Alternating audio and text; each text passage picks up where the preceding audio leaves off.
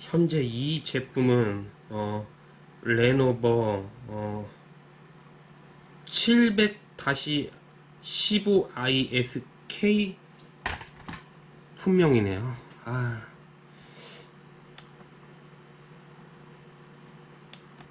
쿼드코어 6세대 스카이레이크 i5가 들어가 있고요. 사실 지금 부팅되네. 이 본 제품은 본 노트북은 키보드 고장이 확실하게 있어요. 내부 키보드 고장. 그래서 키보드 고장도 수리를 하면서 포맷까지 해달라고 그랬어요. 그래가지고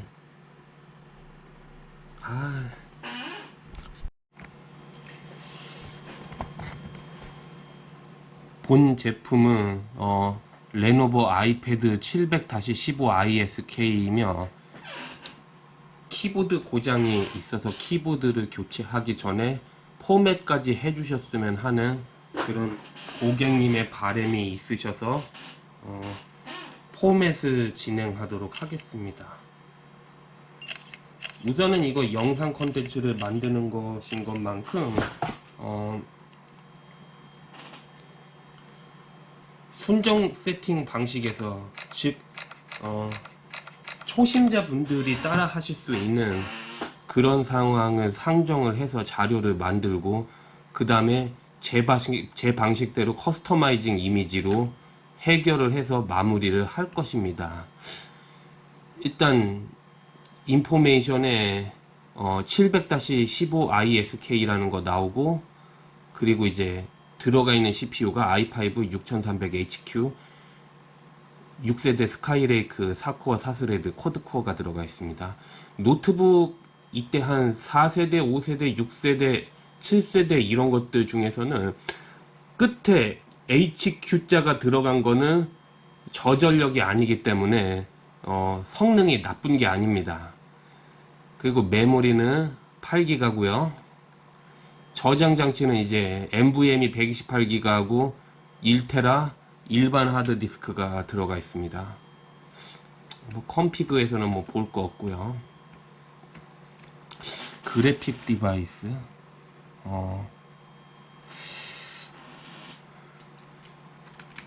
그래픽 디바이스하고 인텔 버추얼 테크놀로지는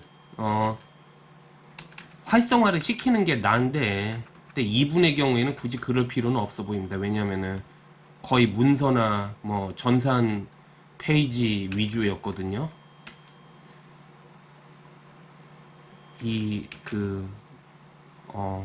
랜부트는 해제를 해줄 겁니다.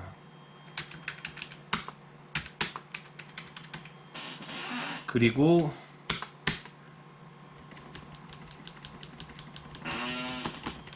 F11인가 F12인가를 누르면은 부팅 선택 장치로 진입을 하게 됩니다.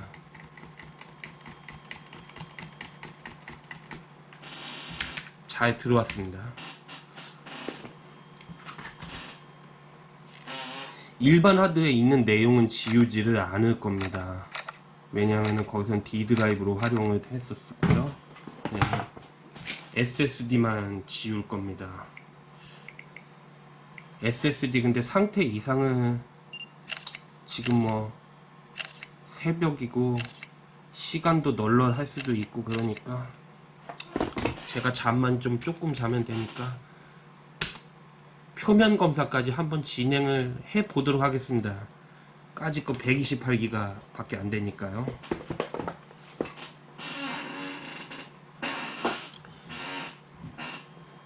세리게이 스트렐렉 그 윈도우 10 PE로 들어왔고요. 10PE 아니구나, 순정 설치. 죄송합니다.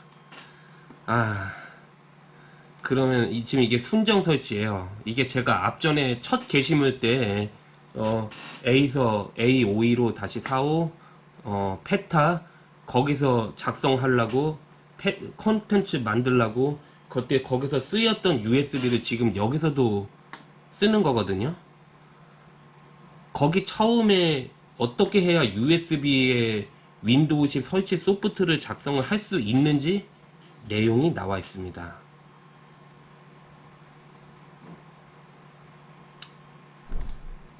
PE로 들어갈 수가 지금 없는 상태이기 때문에 순정 설치만 일단 후다닥 보여드리고 넘어가도록 하겠습니다.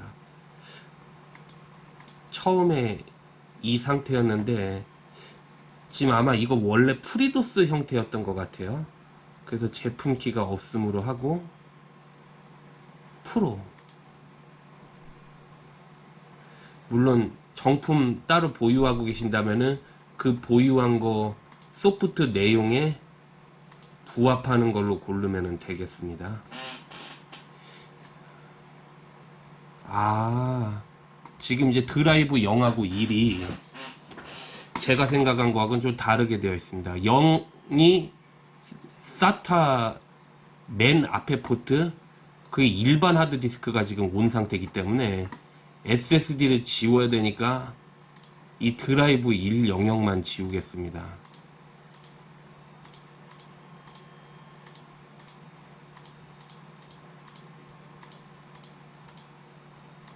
그리고 새로 만들기 해주고요. PE에서도 비슷한 우선순위로 바뀌어 있을 거예요.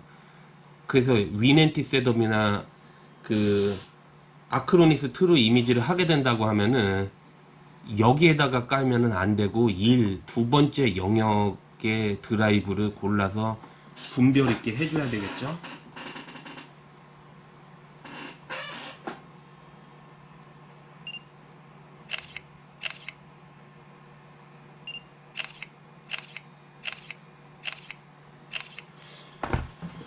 순정 설치가 번거롭기는 해도 옛날에는 한 가지 좋은 점이 있었어요. 어느 정도 그 핵심 부품 상태? 이게 뭐냐?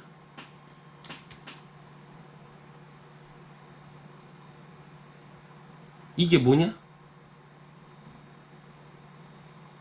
이게 뭐냐? 이게 왜 순정 설치를 하는데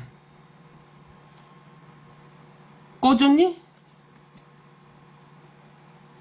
너 왜 꺼졌니?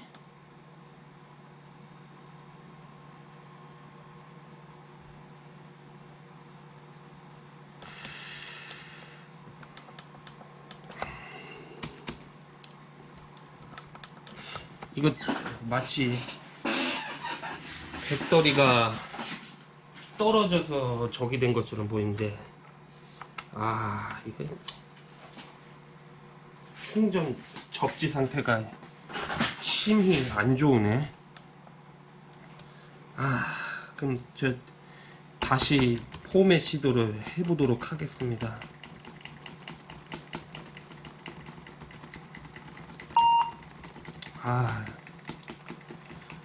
참나.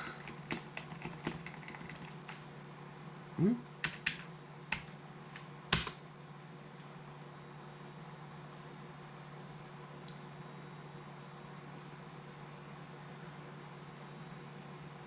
매우 비감하기 그지없습니다.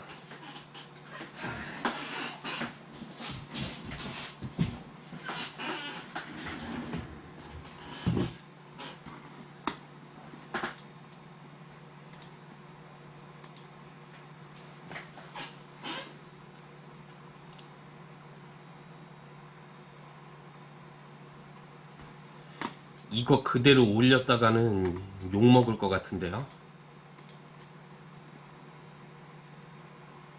한번 다시 그대로 진행해 보도록 하겠습니다. 지금 이 제품은 키보드 고장과 포맷을 같이 해달라는 걸로 접수를 했기 때문에 키보드 자재가 제가 수급하는 것보다 강서 마곡에 있는 지인인 그 센터장이 좀 더 빠르게 수급이 가능해가지고 바로 이따가 점심때 교체를 할 수가 있어가지고 우선은 포맷만 먼저 하는 거거든요. 그런데 이게 키보드 이상이라고 해서 내부 키보드에서 이 전원 버튼까지도 오작동을 일으키는 상황이라고 한다면은 그런 상황이 충분히 일어날 수도 있겠습니다. 제가 아까 전에 점검 과정에서 키보드 버튼 몇 개가 진짜 확실히 안 눌리는 거를 관찰을 해가지고 USB 키보드 꼈었을 때 잘 되는 그 상황과 확연한 차이가 나가지고 이 기본 키보드, 즉 노트북 하우징에 기초적으로 있는 그 내부 키보드 문제라고 확신을 하게 되었었거든요. 근데 지금 엎친 데 덮친 격으로 지금 여기 배터리 접지까지 좋지 않아요. 설치 빨리 되네.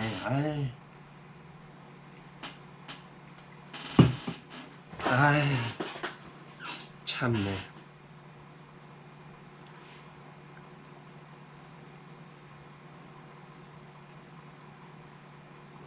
그래도 이제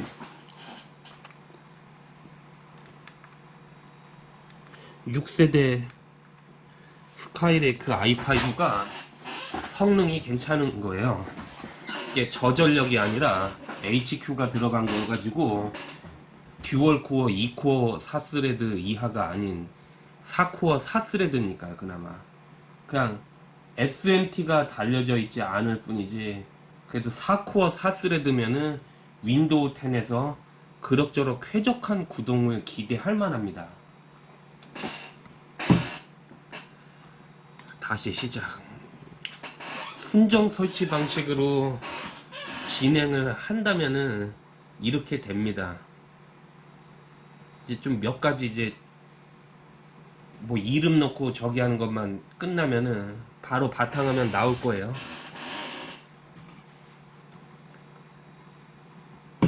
현재 설치 시도하는 윈도우 10 기능 업데이트는, 그러니까 그때도 보여드렸지만은 구글이라든가 그런 거에서 검색어 윈도우 10 ISO를 치게 되면은 MS 소프트 윈도우 10 설치 소프트 다운받은 대로 들어가잖아요.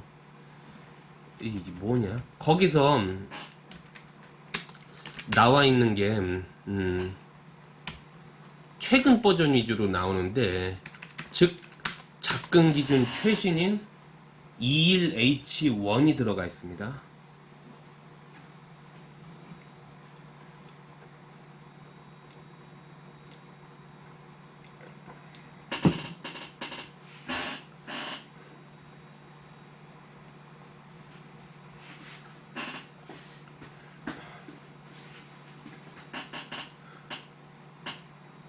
방금 전에는 왜 바이오스 업데이트로 바로 들어가졌었냐면은 이게 지금 레거시 모드를 완전히 해제를 해야 하는 진입이 가능한 상황이었었거든요. 이거는 레거시와 UEFI 그 간의 상황의 원리 이해가 돼야 되는 상황인데, 그러니까 최근 건 무조건 UEFI라고 생각하면 돼요.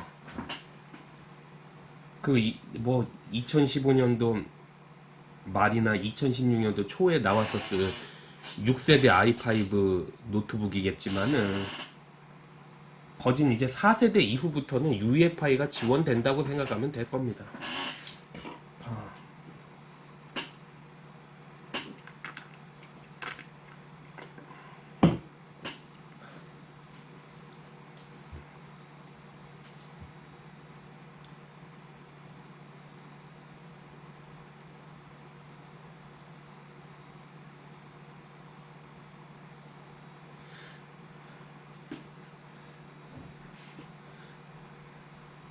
레노버는 이게 바이오스 설정 이 부분이 조금 애매하고 예민한 게 있어요. 그래서 UEFI로 부팅하려고 하는 PE가 안 되는 경우가 많습니다. 특히 세르게이 PE가 그러한데, 그런 거에 대비해서 CSM, 즉 레거시 구닥다리 퇴행적인 재래식 모드 상태에서도 부팅이 작성 가능한 PE가 있어야 정신건강상 유리하다고 할 수 있겠습니다.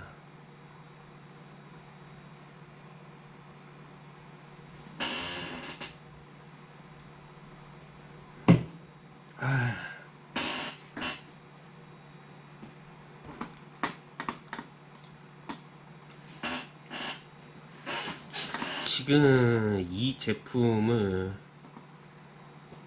이거 맡기셨던 사장님이 저한테 맡기시려고 했던 문의하려고 했던 사장님이 처음에 키보드 교체 그거 문의로 해가지고 왔었을 때는 제가 솔직히 이게 한 16만원 말씀드렸었어요.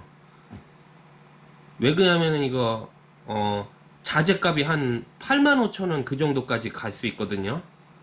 확인했을 때도 그랬었고요.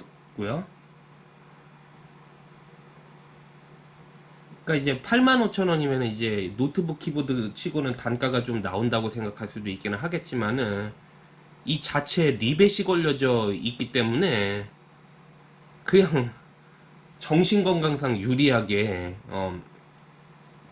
그냥 FH 하우징하고 키보드 그냥 결합형 그러니까 아세이라고 하죠. 그 상태로 그냥 교체하는 게 뒤탈이 없을 것 같아가지고 그렇게 얘기를 했는데, 아니 이 마곡의 센터장은 그러니까 FH는 그대로 쓰고 안쪽에 이제 키보드만 교체한다고 한 거예요. 그러면 이 키보드 자재는 그러면 한 3만원 밖에 안 되거든요.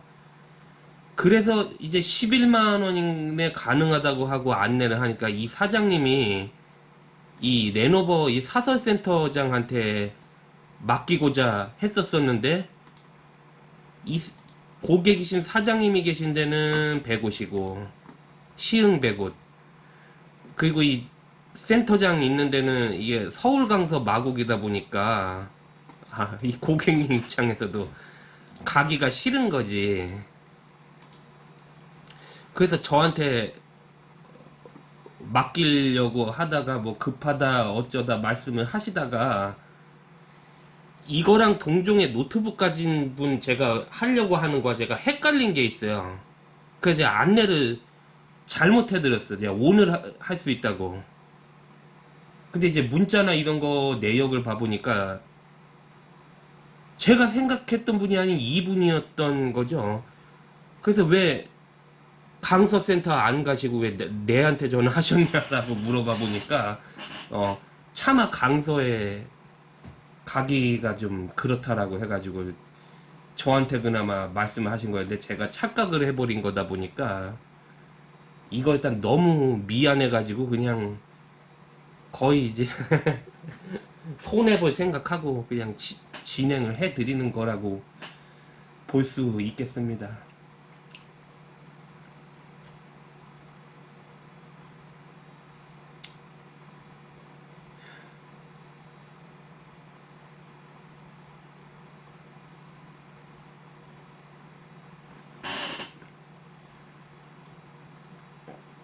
나 한번 이따가 센터장 어떻게 하는 건가 이거 영상 남겨서 이거 다 찍어 볼 거예요. 이거 리벳을 무시하고 그냥 출렁거리는 상태로 그냥 마감하고 수리를 할 것인지, 아니면은 진짜 뭔가 묘안이 있는지 그거를 한번 봐보겠다는 거죠. 예, 첫 바탕화면이 나왔습니다.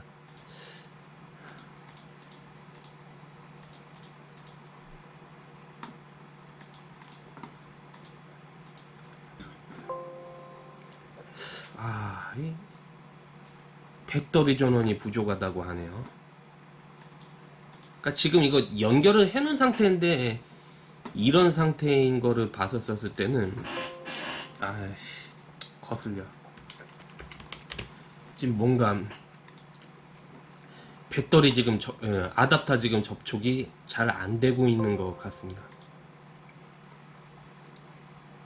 아니 충전하고 있는데 왜 이래?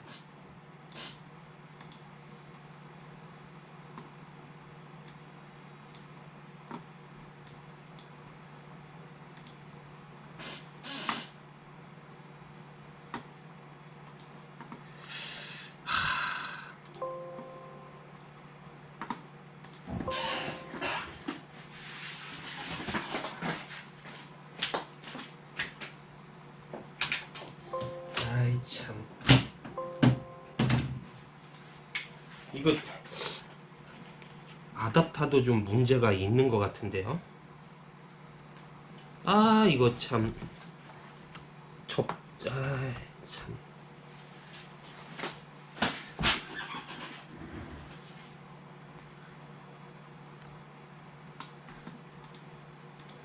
어쩌면 이 노트북 총체적인 난국일 수도 있을 것 같아요. 이 노트북은 버튼이 ASD, F, GH 이쪽 열이 안 눌려요. 작동을 안 해요. 그런데 이제 USB 키보드를 지금 연결을 해서 세팅을 하고 있는 중이거든요. 근데 이제 키보드 고장하고 윈도우 설치 이 내용하고는 완전히 별개인 상황이기 때문에 키보드가 안 눌린다고 웬만해서 윈도우가 안 깔리는 건 아니에요.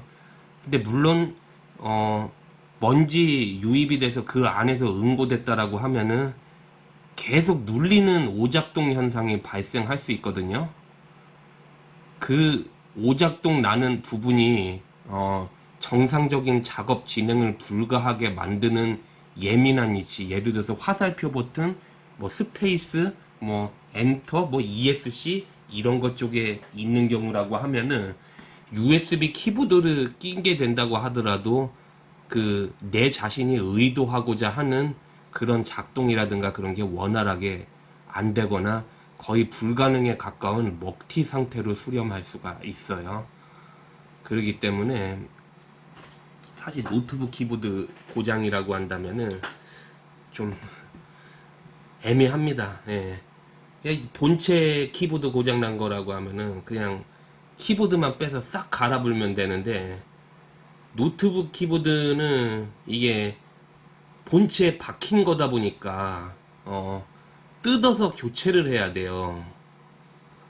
그리고 또 드문 경우 뜯어서 교체를 해도 안 되는 경우가 있어요. 그거는 이제 메인보드 뭐 컨트롤러인데 핵심 부품 나간 거기 때문에 그냥 버리는 게 나아요.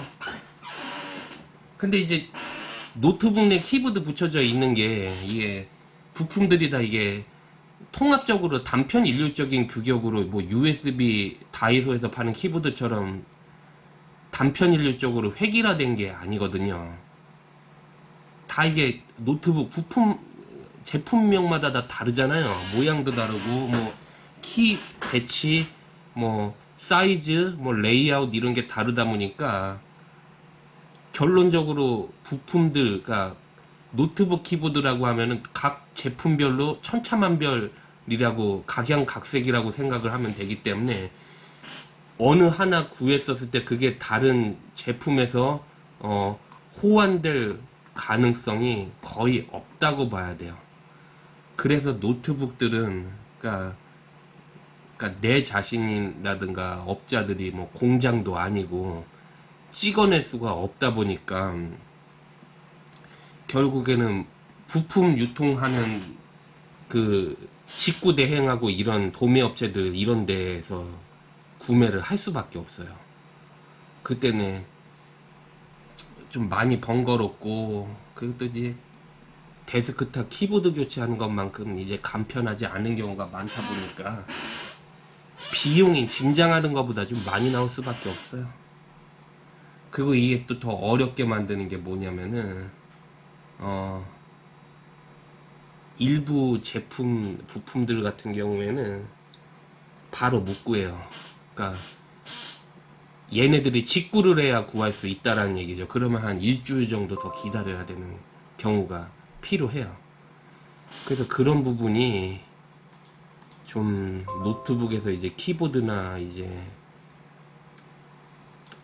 액정은 그래도 상대적으로 좀 다양한 편이기는 한데 키보드는 좀 그렇지가 않은 것 같아요. 아 이거 드라이버 좀 지저분하네요. 이렇게 다 찍으면은 웬만해서 한 번에 다 잡아버립니다. 오 그래픽 잡나 보네. 펌웨어도 있네요. 펌웨어가 있다는 의미는 저거 바이오스 업데이트 같은데, 이 아답터 상태가, 그래도 다시 끼니까 좀 나아지네요.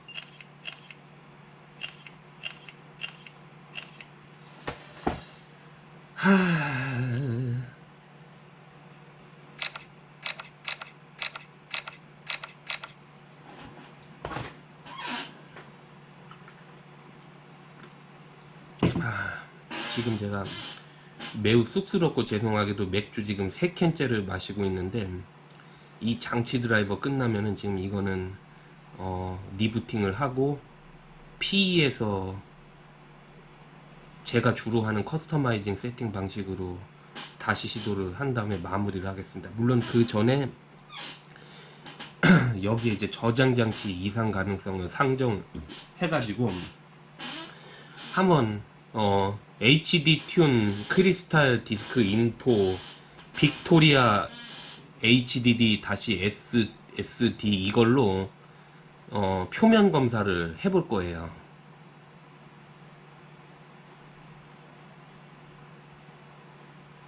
여기서 표면 상태가 너무 나쁘다라고 하면은 이 사용하시는 고객님께 저장 장치 즉 SSD 교체를 하는 게 나을 수 있다고 말씀을 드려야 되겠죠.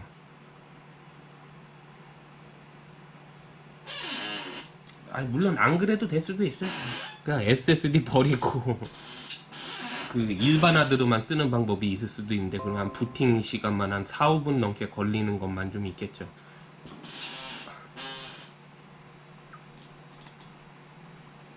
드라이버 다 잡혔고요.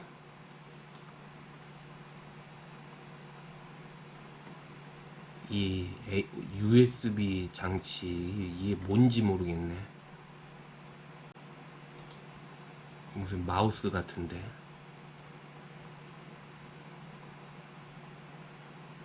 일단 중요한 거는 다 됐다고 칩시다. 요 상태면은 일단 기본적인 윈도우 설치, 기초적인 순정 설치 그거는 다 된 거예요. 즉 베이스는 다 된 거예요.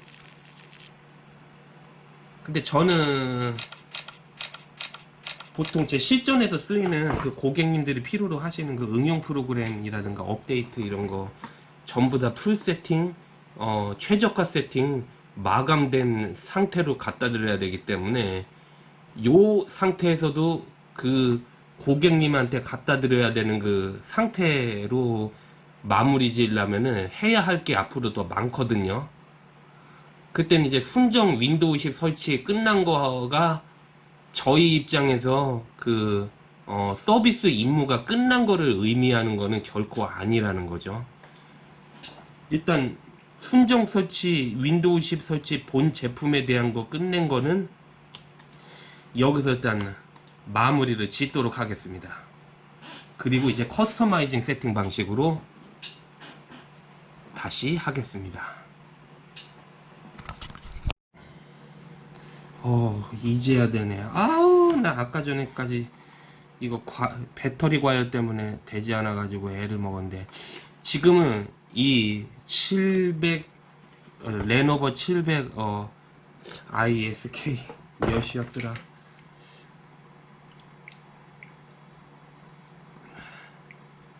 그렇습니다. 700-15 ISK 그거 제 방식대로 PE에서 부팅해서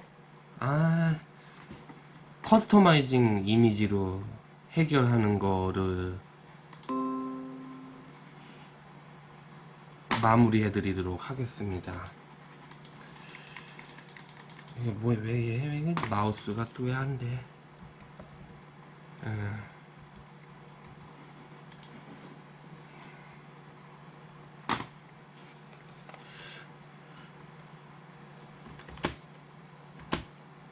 마우스가 안 되네. 어쩜 그럴 수 있지? 이거 지금 USB도 지금 좀 살짝 마탱이가 간 것 같아요. 아이씨, 정말 좀 그렇네.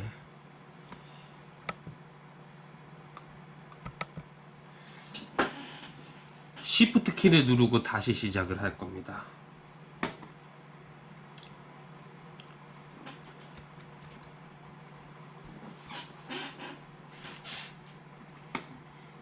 이 키를 누르는 의미는 뭐냐면은요,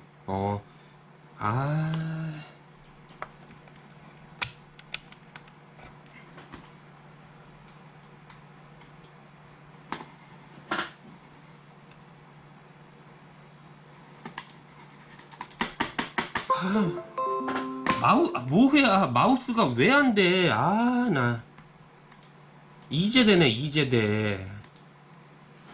이거 노트북 이거 총체적인 난국인 것 같은데요.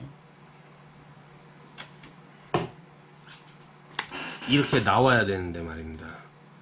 장치 사용해서 이거 세르게이 P로 들어갈 겁니다.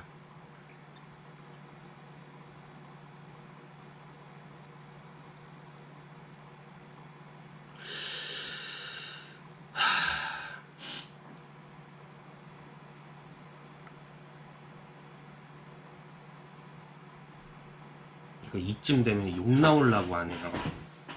USB 부팅도 뜻대로 안 되네. USB가 왔다 갔다 하는 거구나.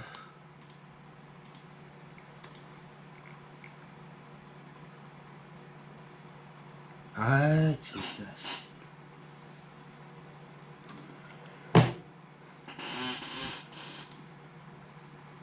무슨 이걸로 가냐?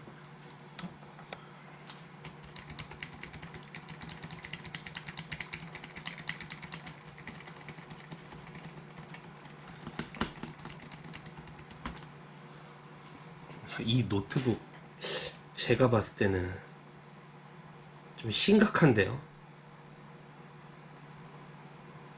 지 멋대로 이지랄하고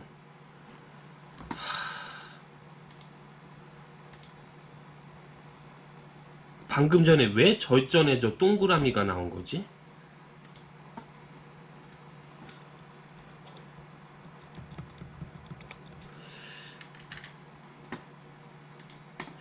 아마 뭔가 좀 느낌이 사하기는 한데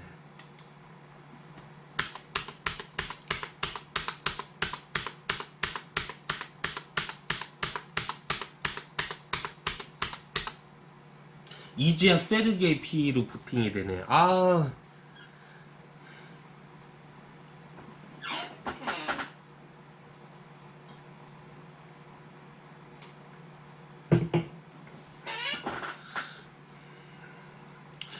근데 솔직히 좀 약간 좀 그래요. 이거 과연 키보드 교체로 온전하게 다 해결이 된다고 볼 수가 있는 건지 싶기도 하고.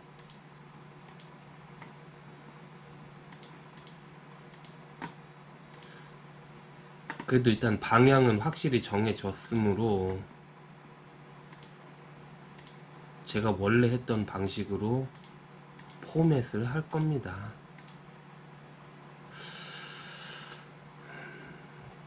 NVMe는 하드 튠에 잘 안 나와요.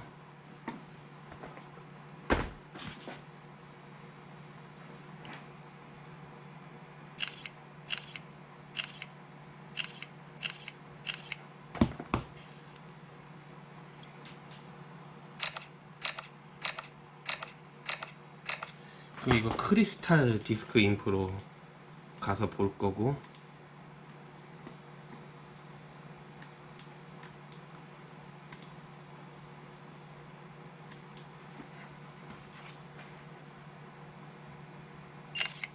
크리스탈 디스크 인포에서는 상태 괜찮게 나와요. 무려 3227시간이나 사용을 했네요. SSD를요.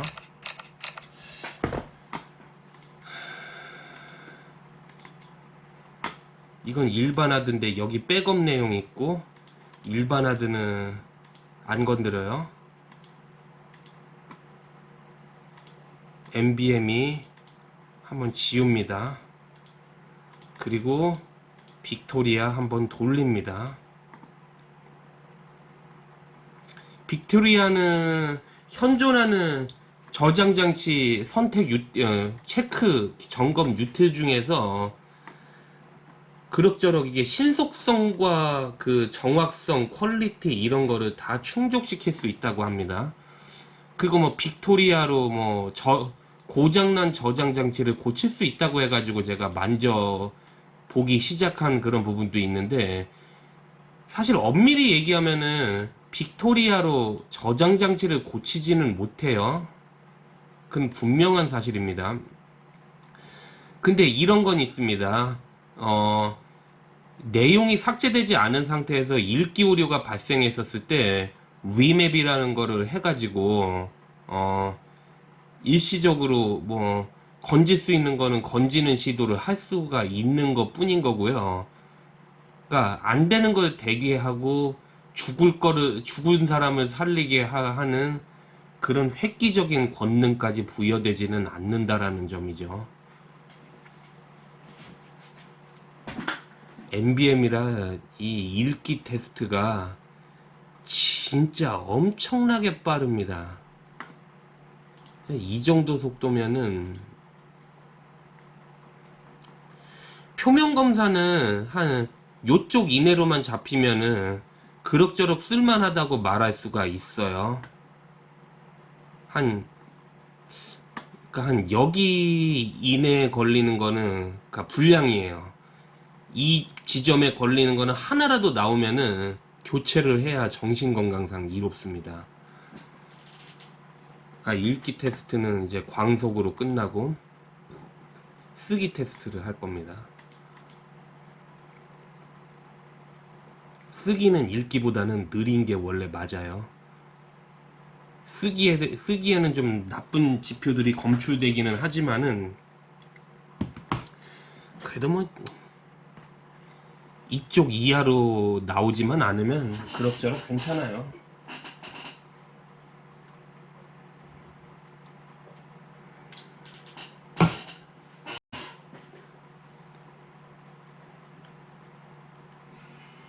(120기가들은) 이렇게 빨리 진행을 할 수 있으니까 요즘은 그 SSD도 250기가 초과하는 것들을 쓰는 경우가 많이 있잖아요. 그래서 뭐 256기가 같은 경우에 그래도 끝까지 봅니다.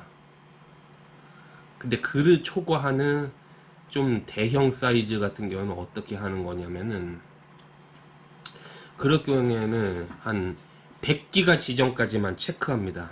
왜냐, 윈도우 10 설치 그 커스터마이징해서 풀 옵션으로 다 깔 때가 한 6, 70기가 좀 넘게 먹는데, 그래서 100기가 정도까지 봐서 읽기 쓰기 기능이 지장 없다라고 하면은 웬만해서 이상 안 생겨요.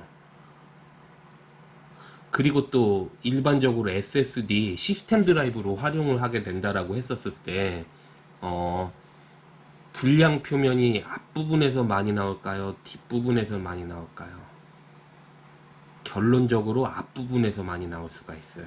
왜냐하면은 그 포맷을 하고 운영체제가 쓰이게 된다라고 하면은 그만큼 앞부분에서 많이 쓰일 수가 있고, 그리고 지워지고 빈 공간이 생긴다고 하더라도 앞부분부터 우선적으로 쓰일 수밖에 없기 때문에 결국에 계속 읽고 쓰고 하는 과정에 있어서 그 마모 때문에 이게 내구 수명 연한이 떨어지게 될 가능성이 그만큼 많은 게 앞부분일 수밖에 없기 때문에, 사실 이 검사는 앞부분 기준으로 100기가까지만 시행을 하고 이상이 없으면은 거의 이상 없다고 믿어도 되기 때문에, 한 300기가 이상 제품, 그러니까 요즘 특히나 500기가하고 1테라가 SSD들 중에서 가격대 용량비, 즉 가성비가 좋은 포지션이죠.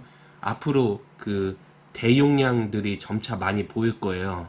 근데 대용량을 빅토리아로 일일이 다 표면 검사를 하려면은 500기가는 진짜 많은 시간이 소요될 수밖에 없기 때문에 딱 100기가 정도까지만 보고서 판단을 하면 하는 게 합리적이에요. 그렇다라는 겁니다.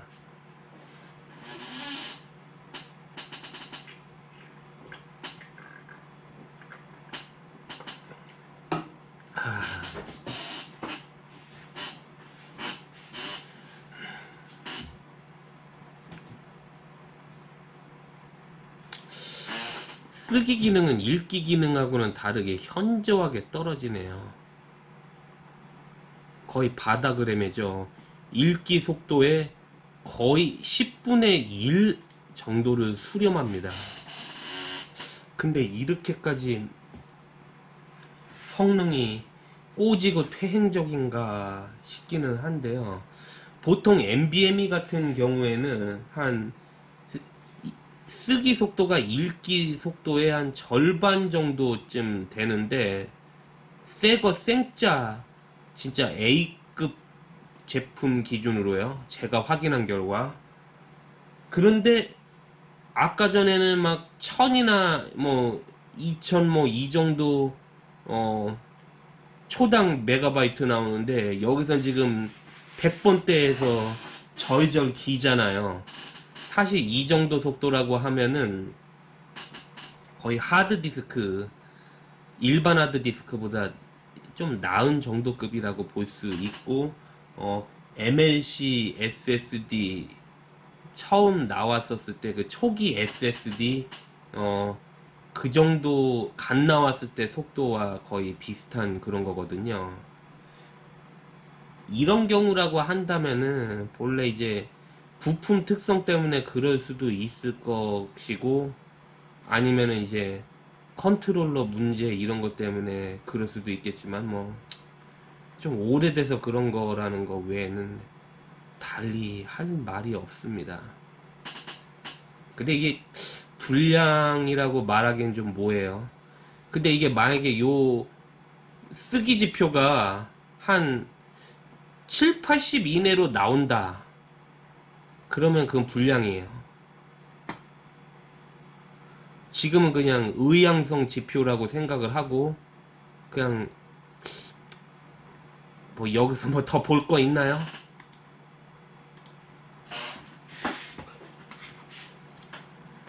일단 이 상태에서 아크로니스 트루 이미지를 응용해서 포맷을 진행할 겁니다.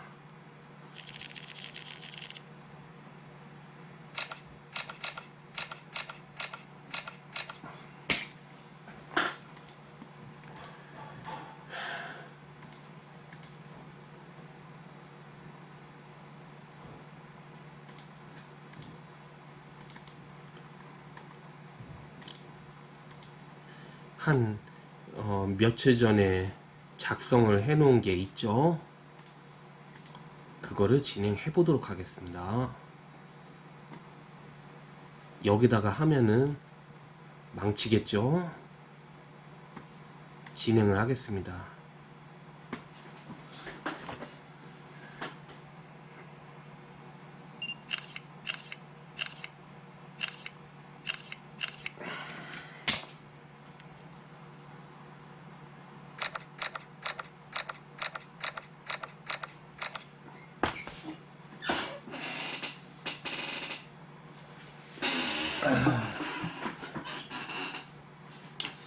쓰기 속도가 빠르지 않은 편인 관계로 이거 커스터마이징을 토대로 이거 설치하는 거는 제 예상보다 시간이 좀 걸릴 것도 같아요. NVMe 이 성능이 읽기는 뛰어난데 쓰기는 좀 저열하게 나왔어요. 제가 생각하는 것. 그래서 좀 전체적으로 이제 포맷 속도가 의도하는 바보다는 좀 느릴 수 있을 것 같아요.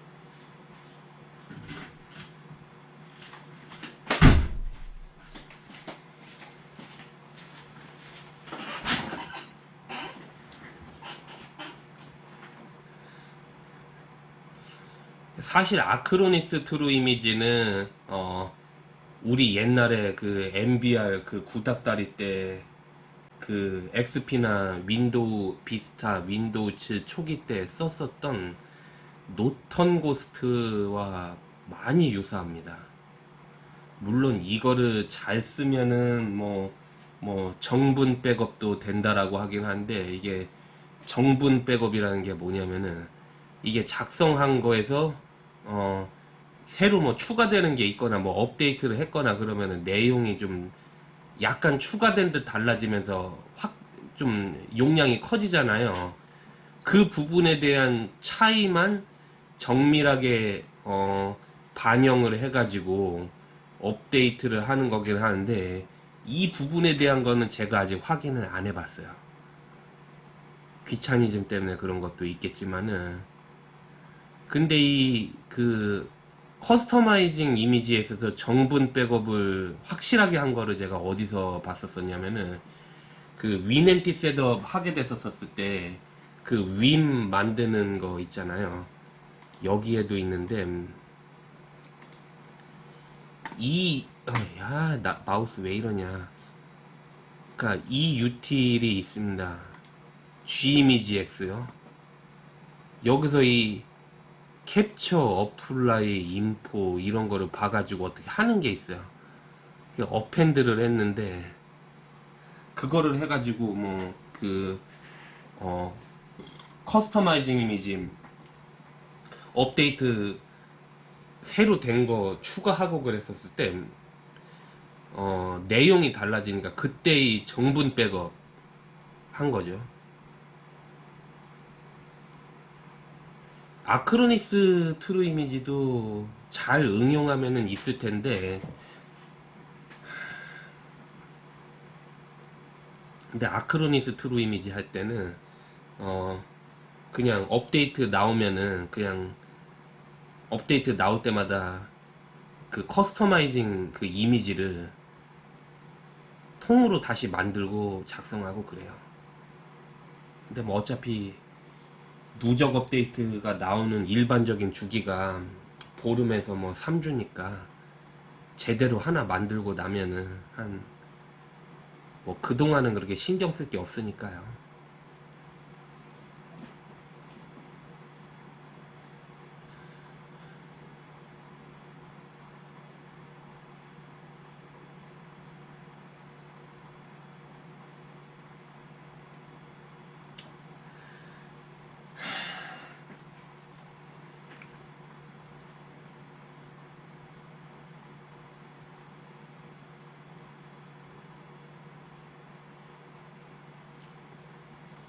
그래도 이 노트북이 출시 당시에는 그래도 좀 비쌌을 것 같아요. 비록 레노버 거기는 하지만은 뭐 NVMe도 붙어 있고 하드도 붙어 있고 뭐 이런 거는 옵션지를 했겠지만은 모바일 그래픽 카드가 있는 거를 감안하자면은 아무리 그래도 못해도 8, 90 이상은 당시 하지 않겠는가 싶죠. 이 정도 노트북이면 괜찮은 겁니다. 아직 그 최근의 실무에서도 나쁘지 않아요. 저전력 듀얼 코어 뭐 셀러런 펜티엄 따위 들어간 것보다는 낫습니다. 셀러론 들어간 건 진짜 쓸 수가 없어요. 진짜 뭐 반문하시는 분도 있겠지만은 쓸 수가 없어요. 적어도 윈도우 10 기반에서는 최소 기준치가 뭐냐, CPU 4개짜리 쿼드코어, 그리고 메모리 최소 4기가 이상, 그리고 저장 장치는 꼭 SSD가 달려져 있어야 된다는 겁니다. 그 하나라도 없으면은 버벅이거나 그 짜증 이빠이 날 수밖에 없어요. 가끔 가다 뭐 20여만 대 노트북 하는 것들 있잖아요. 이거 다 퇴행적이야. 뭐 램이 2기가밖에 안 되는 것도 있고, 뭐 저장 장치가 뭐 뭐 64기가 뭐 여기에 뭘 써? 그 eMMC 그것도 붙박이고 분해하고 까도 뭐 SSD 추가도 안 되고 이런 물건들이니까 20만 원대가 가능한 거죠. 근데 그런 거를 살 때 잘 생각해야 돼. 진짜 내가 단순하게 써야 된다 싶을 때는 뭐 상관없는 수도 있는데요. 사람이라는 거는 이제 노트북이나 PC 사용 스타일이 언제 어떻게 바뀔지 몰라요. 더 고성능을 요하는 경우가 더 많으면 많았지, 좀 꾸진 거 써도 돼 말하는 경우는 지극히 드물어요. 그래서 그 꼬진 노트북 20만원짜리 써가지고 어떻게 꾸역꾸역 몇 년을 썼어. 그럼 그거 중고시장에 판다고 하면은 뭐 2, 3만원에 내놔서 팔리면은 뭐 다행이고, 그렇지 않다고 하면은 쟁여놔야 되는데 쟁여놓는 것도 짐이죠. 요즘은 짐 되는 거를 최대한 줄이는 것도 삶의 질에 연관된 그 세부 요소 중 하나예요. 그 때문에 뭐 물건 좋아 보인다고 뭐 무턱대고 사면 안 돼요.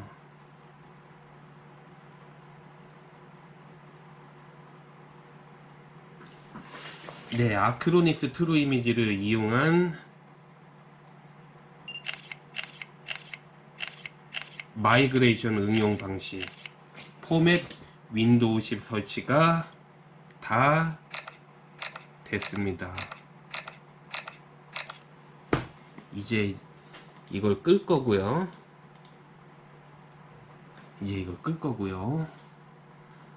USB를 빼고요. 전원을 켜보겠습니다.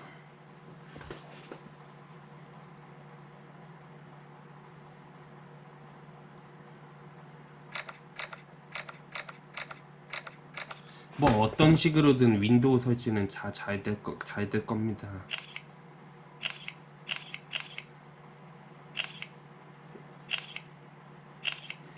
이따가 그 센터장한테서 키보드 교체하는 거를 영상으로 남길 겁니다. 과연 리벳을 어떻게 처리할지 관건이기는 한데, 이 불길한 느낌이 이 양반 대충 눈 가리고 아웅할 것 같은데.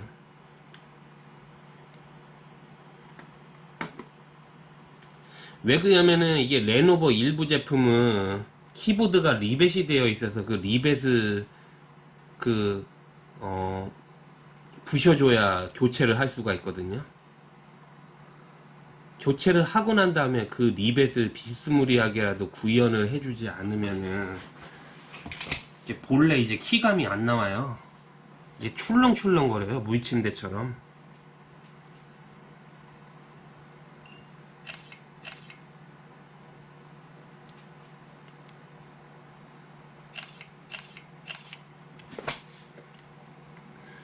순정 설치 할 때하고는 뭔가 다르죠.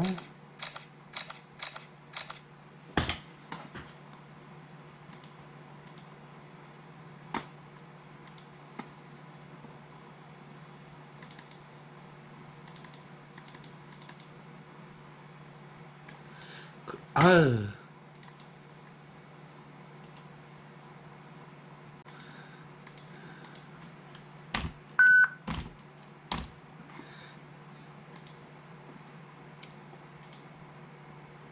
누적 업데이트 목록이 안 보입니다.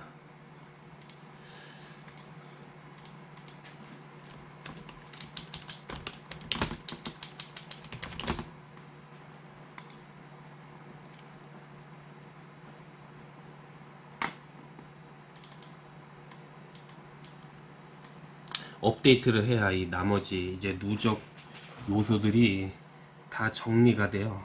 아, 왜 이런 게 왜 나오니? 관심도 없는데.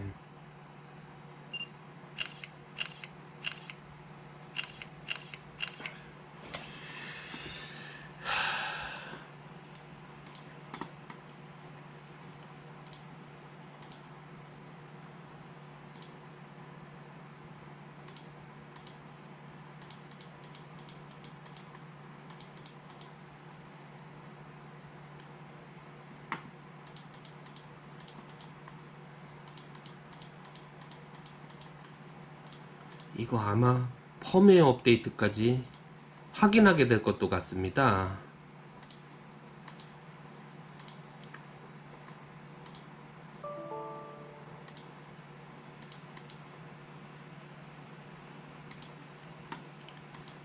이 커스터마이징 이미지 니까 이렇게 나오는데, 보통 때 같으면은 저 기본 앱 설정 같은 경우도 바뀌어 버려요.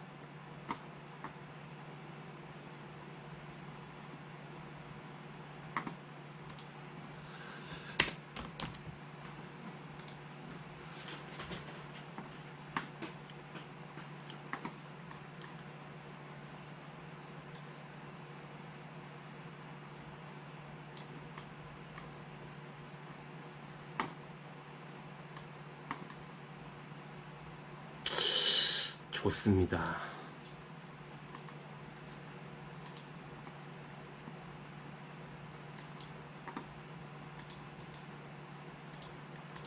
드라이버들이 빨리 잡히죠.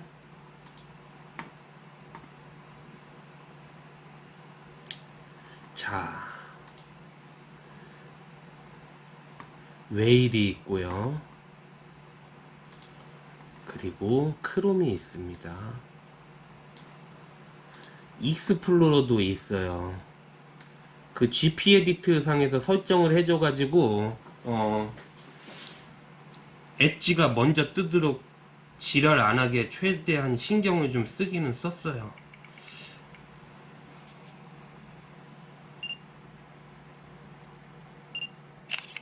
아직까지 익스플로러가 맞을 수 있는 대한민국의 PC 사용 환경, 이 문화지체를 탄식해야 되나요? 아니면은 개발자의 갑질을 탓해야 되나요? 근데 좀 개인적으로 아직까지는 엣지 싫어요. 별로 마음에 안 들어요.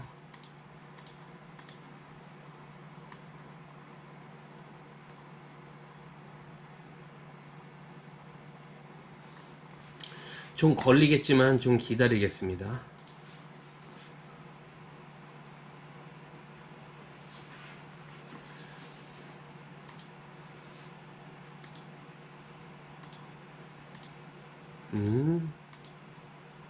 네.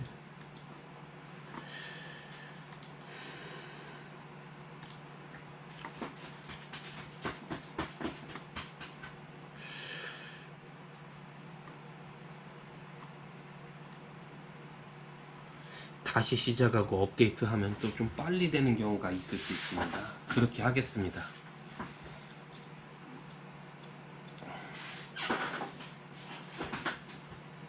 원래 그래픽 장치 관련 항목들이 좀 업데이트 반영이 좀 느려요. 요즘 뭐 지포스 뭐 라데온 이런 거 그래픽 드라이버 설치 소프트 파일 크기 봐보면은 한 적어도 4,500기가 넘잖아요. 아휴, 그런 거 봐보면은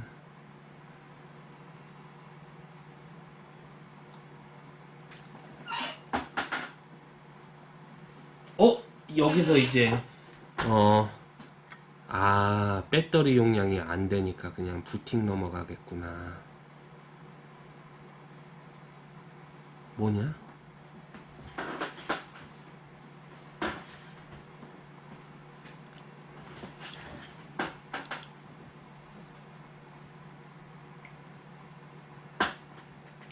하지는 않는 것 같아요. 왜냐면은 배터리가 40% 이상 됐을 때 했을 거라고 하기 때문에 아답터에서 어느 정도 충전이 배터리가 충분히 되었을 때 그때 진행을 하게 될 것 같습니다. 지금 51%인데 근데 왜 안 하니? 왜 안 하니? 왜 안 하니?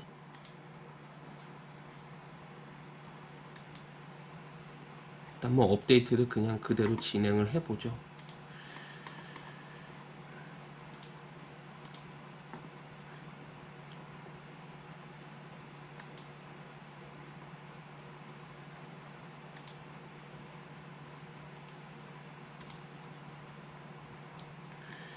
(8기가)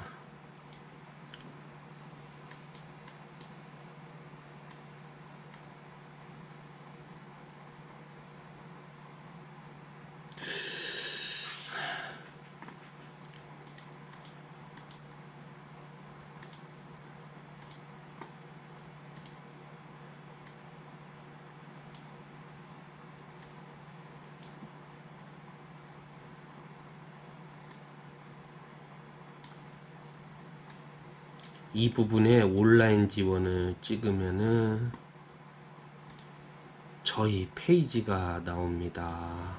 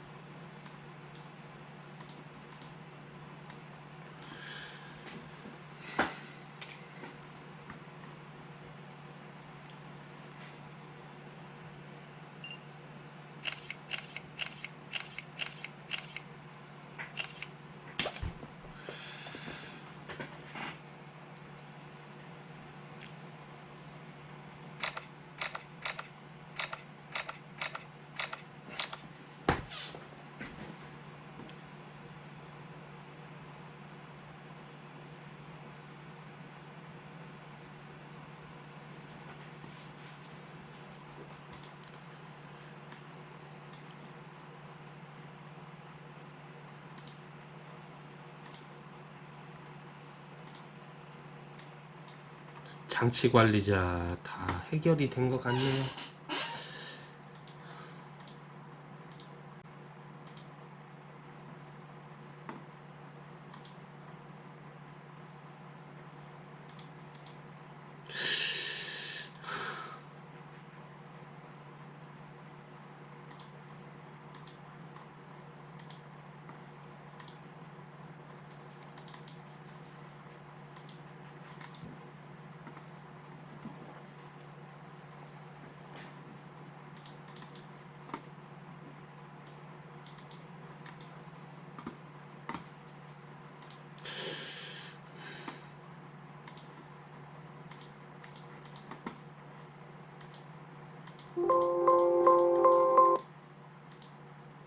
대부분 다 됐네요.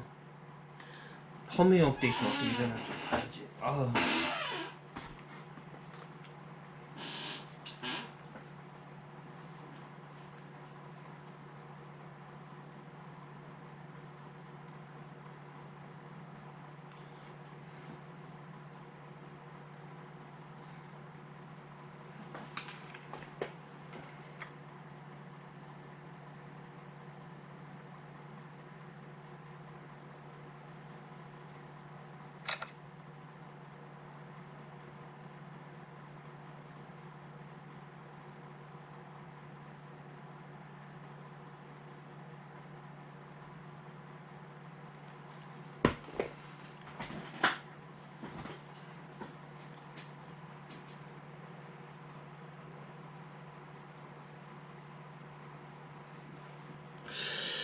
펌웨어 업데이트가 이렇게 금방 안 되는데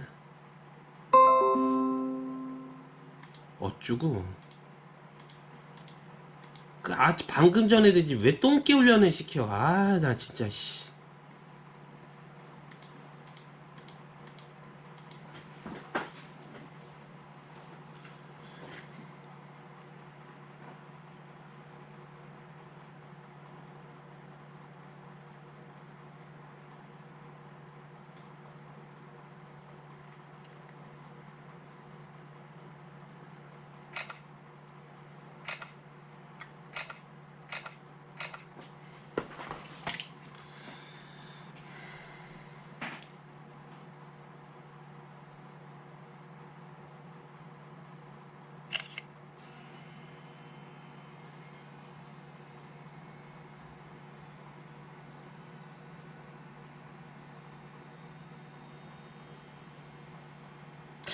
안 하는 것 같은데.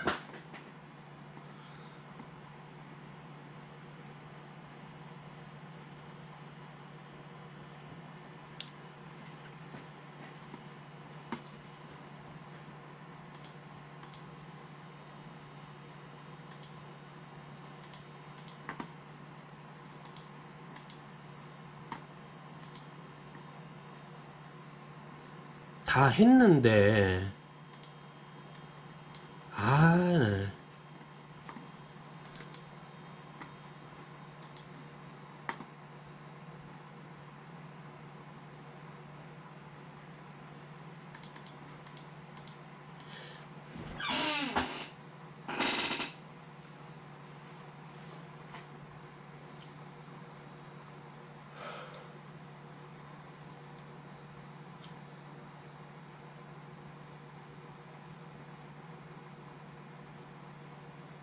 되긴 됐나 보다.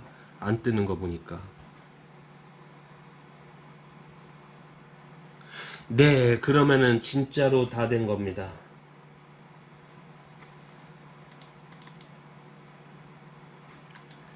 그러면은 일단은 이제 블로그에서 쓸 영상 자료 몇 개 핸드폰으로 좀 작성 좀 하고 끝내도록 하겠습니다.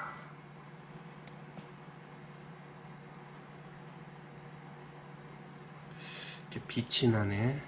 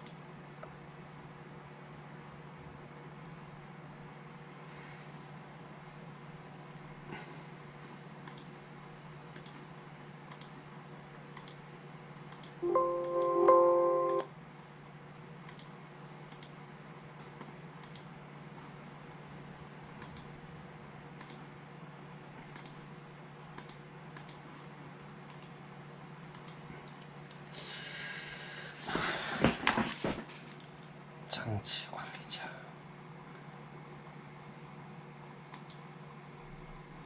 다 잡혔고.